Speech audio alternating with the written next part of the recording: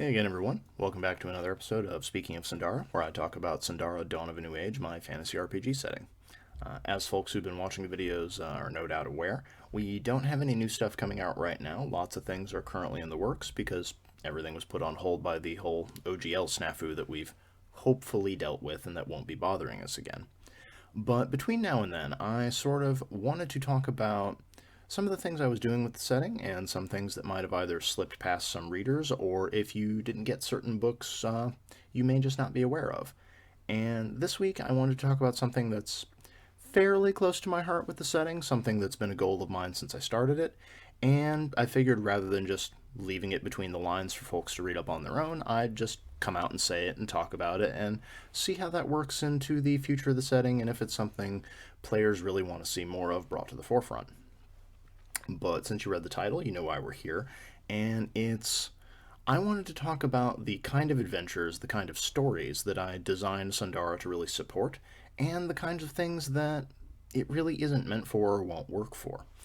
And when I say that, what I mean is that adventures in this setting are more based about finding solutions and about resolving conflict than they are about a traditional dichotomy of, good versus evil or anything that's very black and white. And what I mean by that is for folks who have watched older videos or who got a copy of Gods of Sundara, you're aware there's no alignment in the setting. And that's not super new, it's not super unique, but it does remove a huge motivator from your antagonists if you're running any games. You're not going to have individuals who are, making sacrifices to dark gods. You're not going to have individuals trying to end the world for nefarious purposes. Those are just not motivations villains are going to have in this setting.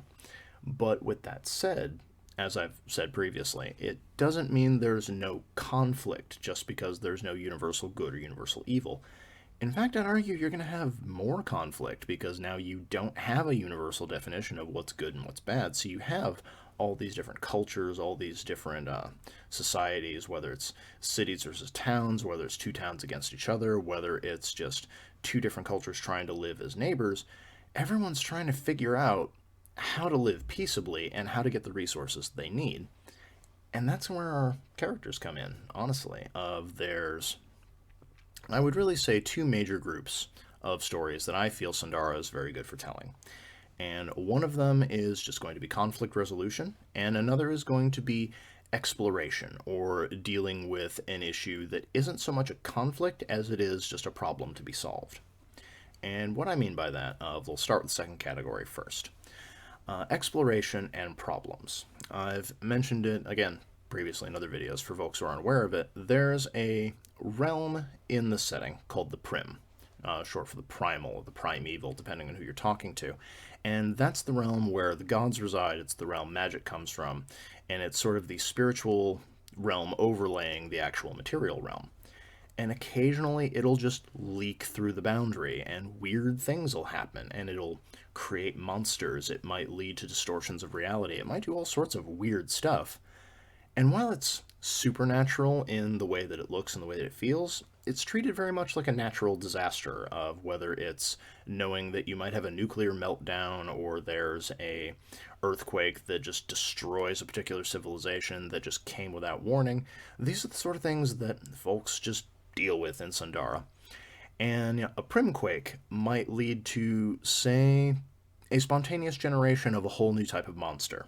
And when I say monster, I don't mean a creature with unusual abilities. I mean a full-on monster. It has no motivations beyond feeding. It's just here to destroy things. It's inherently dangerous just by existing. There's no real way to deal with it other than keeping it away from where people are or just slaying it in some way.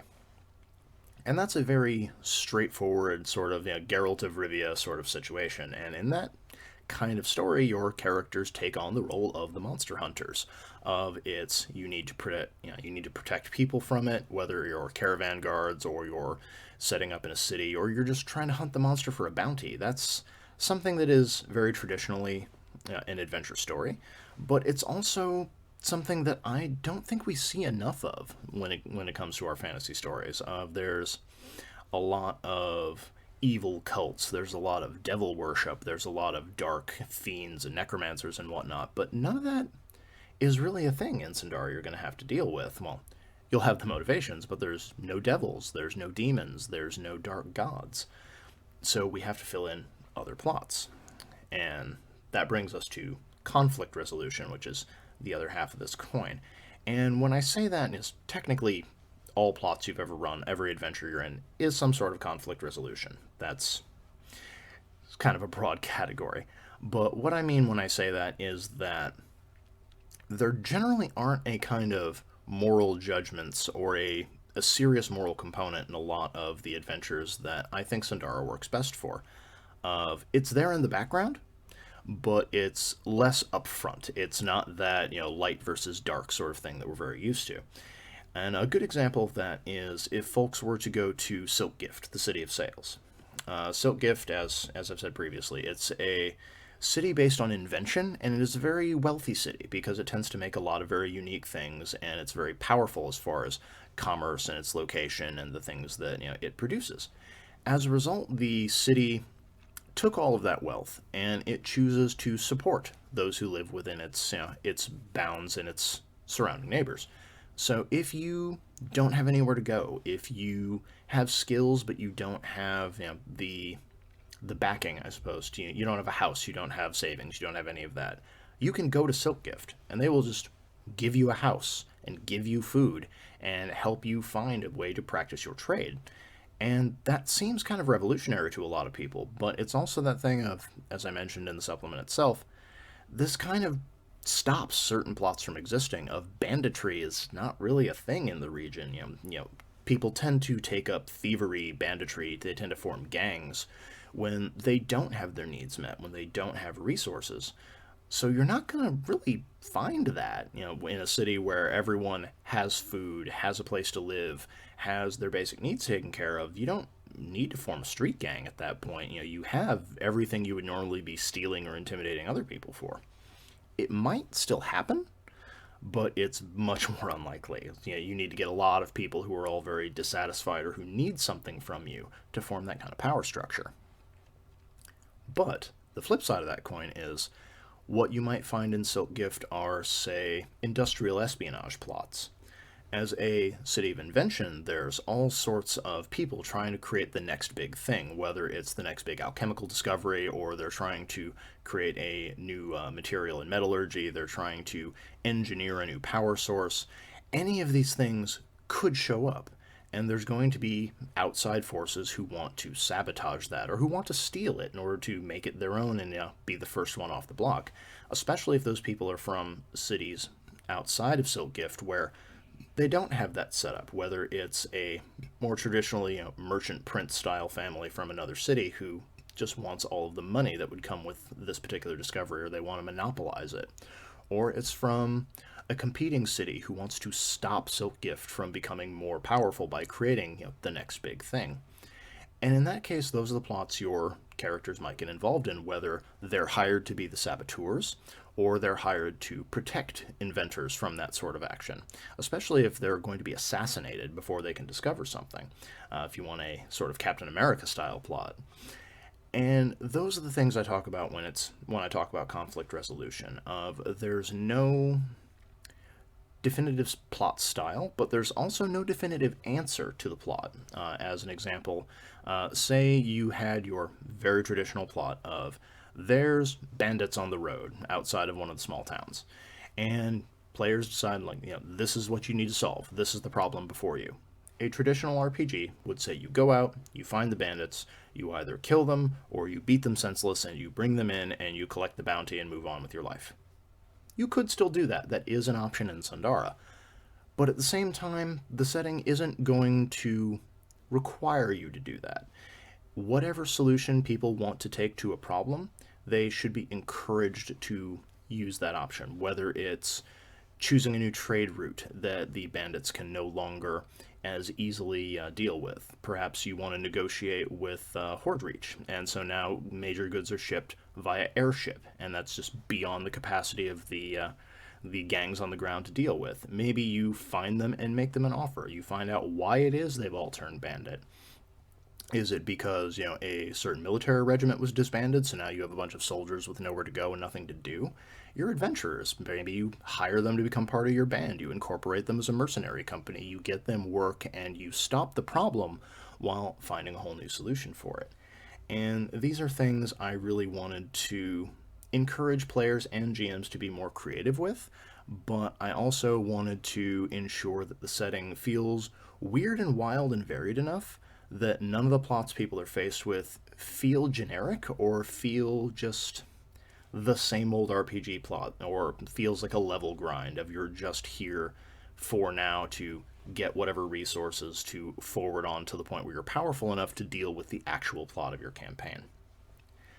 And I've talked a lot about plots, I've talked a lot about adventures, and there's a big ol' elephant in the room that I thought I would address.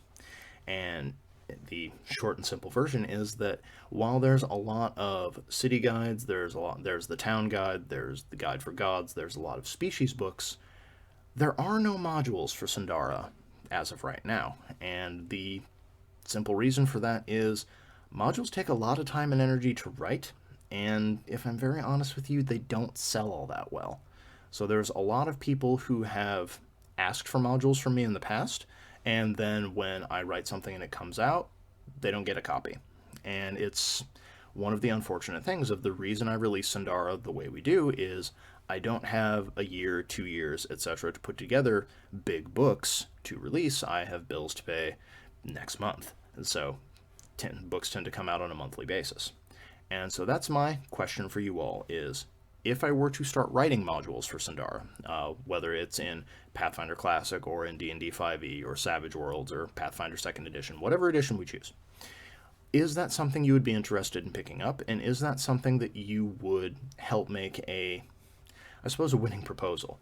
It's a thing of I have ideas. I could expand on some of the rumors that are already in the books. If you have one that you particularly like and think should be turned into a plot, leave it in the comments below. Or I could create something new out of whole cloth. I could just expand to new areas. I could do all sorts of new things depending on what you as the audience want. But you gotta let me know. Also, speaking of modules, if you wanted something of mine that is out now to sort of give you an idea of what modules I write would feel like, The Price of Iron just came out. It is a D&D 5e module, and it was kind of caught up in that holding pattern we were all stuck in while we figured out what Wizards of the Coast was going to do.